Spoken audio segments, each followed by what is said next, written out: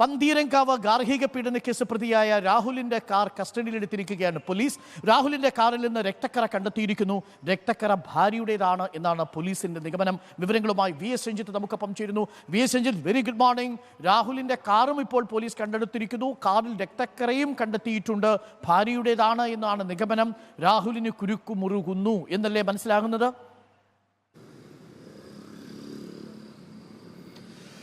Doctor Arun, ഞാനിപ്പോൾ നിൽക്കുന്നത് കോഴിക്കോട് ഫറോക്ക് ACPയുടെ ഓഫീസിലാണ്. ഇവിടെ ഷെഡിൽ കാർ കയറ്റിയിട്ടുണ്ട്. ഇന്നലെ ഫോറൻസിക് പരിശോധനയ്ക്ക് ശേഷം ഫോറൻസിക് സംഘം സീൽ ചെയ്ത കാറ് ഇങ്ങോട്ട് കൊണ്ടുവന്നിട്ടുള്ളതാണ്. ഈ കാറിൽ ഇന്നലെ ഫോറൻസിക് സംഘം പരിശോധന നടത്തിയ സമയത്ത് കാറിൽ രക്തക്കറ കണ്ടെത്തിയിട്ടുണ്ട്. അതായത് വീട്ടിൽ വെച്ച് മർദ്ദനം നടന്നതിൻ്റെ മറ്റൊരു തെളിവായി ഈ കാറ് മാറുകയാണ്. ഈ പെൺകുട്ടിയെ അല്ലെങ്കിൽ ഭാര്യയെ രാഹുൽ മർദ്ദിച്ചിരുന്നു. ആ സമയത്ത് ശരീരത്തിൽ രക്തം പൊടിഞ്ഞിരുന്നു. ഹോസ്പിറ്റലിൽ കൊണ്ടുപോയത് ഈ കാറിലാണ്.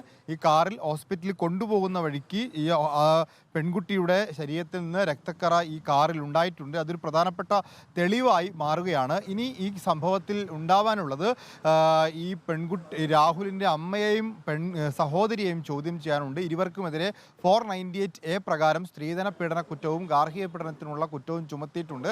പക്ഷേ അവർ ഇന്നലെ മുൻകൂർ ജാമ്യത്തിന് അപേക്ഷിച്ചിരുന്നു. മുൻകൂർ ജാമ്യത്തിന് അപേക്ഷിച്ചാലും അവരെ ചോദ്യം ചെയ്യുന്നതിന് തടസ്സമില്ല. കാരണം അവർ ഇപ്പോൾ ഹോസ്പിറ്റലിലായതുകൊണ്ട് മാത്രമാണ് ചോദ്യം ചെയ്യലിൽ നിന്ന് ഇപ്പോൾ പോലീസ് വിട്ടുനിൽക്കുന്നത്. അവർക്ക് 2-3 തവണ നോട്ടീസ് കൊടുത്തിരുന്നു. ഇതിൽ പ്രധാനപ്പെട്ട മറ്റൊരു ഡെവലപ്മെൻറ്റ് ഉണ്ടായിട്ടുള്ളത്, ഈ കേസിൽ രാഹുലിനെയും അതുപോലെ തന്നെ സുഹൃത്ത് രാജേഷിനെയും ഒക്കെ ബംഗളൂരുവിലേക്ക് പോകാൻ നിർദ്ദേശിച്ചതും അവർക്ക് വഴി കാണിച്ചു കൊടുത്തതും വിദേശത്തേക്ക് കടക്കാനുള്ള ഉപദേശം നൽകിയതുമൊക്കെ പന്തീരങ്കാവ് പോലീസ് സ്റ്റേഷനിലെ ഒരു പോലീസുകാരൻ തന്നെയായിരുന്നു. ആ പോലീസുകാരനെതിരെ നടപടി ഉണ്ടായിട്ടുണ്ട്. പോലീസുകാരൻ്റെ പേര് ശരത് ലാൽ എന്നുള്ളതാണ്.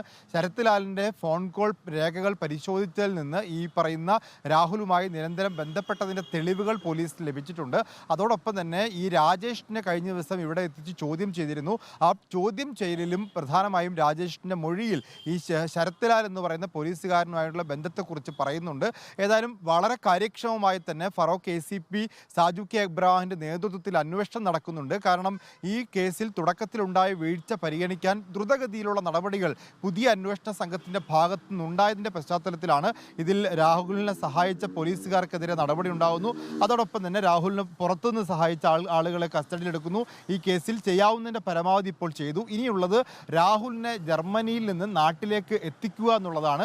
അതിനിപ്പോൾ ഈ ബ്ലൂ കോർണർ നോട്ടീസ് നൽകി അതിൻ്റെ പശ്ചാത്തലത്തിൽ ഇനി അതിൻ്റെ റിപ്പോർട്ട് കിട്ടുമ്പോൾ റെഡ് കോർണർ നോട്ടീസിലേക്ക് കടക്കേണ്ടതുണ്ട്. റെഡ് കോർണർ നോട്ടീസിലേക്ക് കടക്കാൻ കുറച്ചൊരു ബുദ്ധിമുട്ടുള്ള പരിപാടിയാണ്. കാരണം ഈ കേസിൻ്റെ കുറ്റപത്രം സമർപ്പിച്ച് ഇതിന് വാറണ്ട് ഇഷ്യൂ ചെയ്ത് അതിനൊക്കെ ശേഷം കേന്ദ്ര സർക്കാരിനെ കേസിൻ്റെ ഗ്രാവിറ്റി ബോധ്യപ്പെടുത്തിയ ശേഷം മാത്രമേ റെഡ് കോർണർ നോട്ടീസിലേക്ക് കടക്കാൻ വേണ്ടി സാധിക്കുകയുള്ളൂ.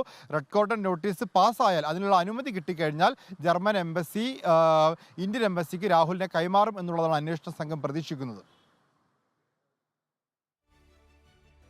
ഓക്കെ, എന്തായാലും രാഹുലിന് കുരുക്കുമുറുകുന്നു. ബ്ലൂ കോർണർ നോട്ടീസ് പുറപ്പെടുവിച്ചു കഴിഞ്ഞിരിക്കുന്നു. ഇനി രാഹുൽ ജർമ്മനിയിൽ നിന്ന് മടങ്ങിയെത്തിയാൽ തീർച്ചയായിട്ടും അറസ്റ്റ് ഉണ്ടാവും. അത്ര പെട്ടെന്ന് രക്ഷപ്പെടാൻ കഴിയില്ല. ഗാർഹിക പീഡന നിയമമനുസരിച്ചുള്ള തെളിവുകൾ ഇപ്പോൾ പോലീസ് ശേഖരിച്ചു വരികയാണ്. ഇതിനിടയിലാണ് കാറിൽ നിന്ന് രക്തക്കറ കണ്ടെത്തിയിരിക്കുന്നതും.